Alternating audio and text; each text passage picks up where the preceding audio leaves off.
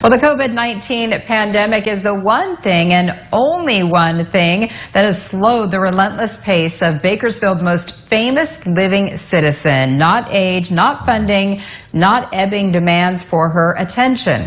17's Robert Price has this appreciation.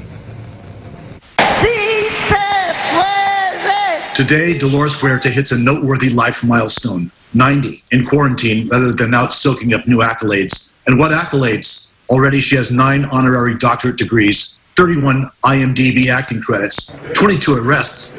Her name is attached to 2 government holidays, 12 schools, innumerable streets and parks, 1 Presidential Medal of Freedom, and 1 asteroid. Just last February, Oscar winner Renee Zellweger told a national television audience Huerta was one of her heroes.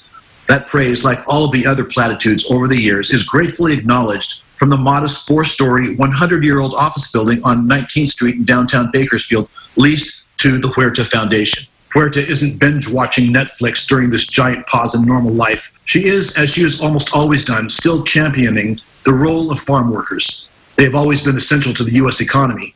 Now, in this time of crisis, they are still on the job, in the fields, and indispensably so. But they are also at risk. Tremendous risk. They're not being given the type of equipment that they need to make sure that they stay safe. I think the people in the packing sheds have to work close together. I don't think they're being supplied with masks. A lot of the farm workers in some of the occupations, like when they pick the oranges, it's okay because they each have their own tree. But in some of the other crops, they do have to work together side by side. And again, I don't think that they're being provided the masks they need. And the farm workers themselves are really kind of worried about this. And they're asking us to, let people know that they also need protection. In times of great crisis, farm workers have always been soldiers of a sort. During World War II, Huerta notes, the Bracero program brought farm workers up from Mexico to put food on the table of a nation fighting to preserve democracy. Now, things are much the same, although the enemy is unseen. And now our farm workers are here, they're responding too by being out there. Huerta accepts birthday well wishes with grateful acknowledgement, but she makes it clear she has no intention of retiring. There's more work to do. Farm worker rights to secure. 48 of 50 states, for example, do not offer full unemployment insurance. Then there's the question of eligibility for the federal stimulus checks going out this spring, and more. Well, I can't retire, unfortunately, because we still have too much work to do. And, to get out there and organize people and really empower people to fight for their rights and to go out there and improve their communities. And once they know that they can do it, of course, they will keep on doing it.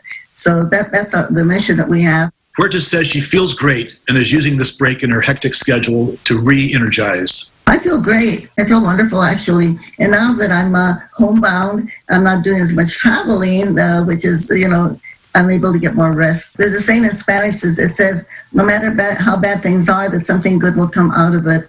And I'm sure that out of this crisis, people are going to do a lot of reflection and think about their own lives, think about our country, and see what we can do to make it better. Huerta is skipping the birthday party, but don't feel bad for her.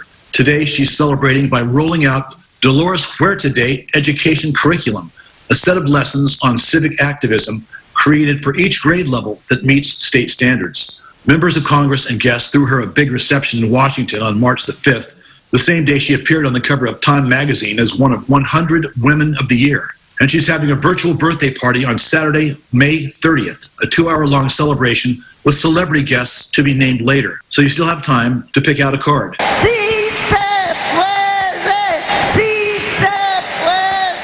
Robert Price, 17 News.